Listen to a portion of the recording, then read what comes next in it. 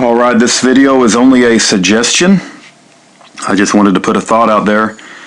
And I want you guys to imagine that you've been in prison since July of 2006. And that you're being released from prison in 17 days, which is July the 8th.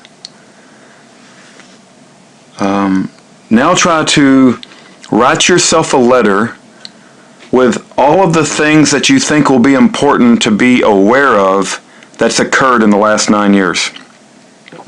For instance, Pastor Hovind is not aware of Westboro Baptist Church and that whole scenario. I think iPhones were introduced in 2007.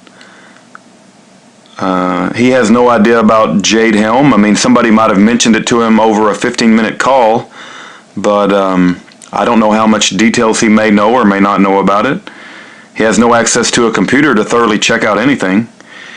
Pastor Hovind hasn't heard of Sandy Hook and crisis actors.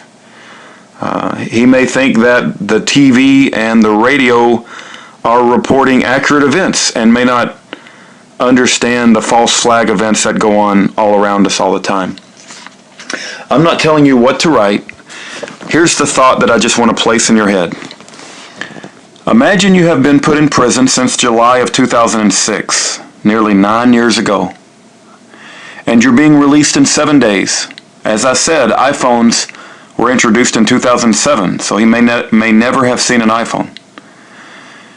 Now imagine all of the world changes that have occurred in that time in technology, in culture, in government, in religion, and etc. Consider writing yourself a letter about everything you would want to be brought up to speed on very quickly as you exit that prison and re-engage in the world. There's 17 days that Pastor Hovind has in prison until they let him out on July the 8th.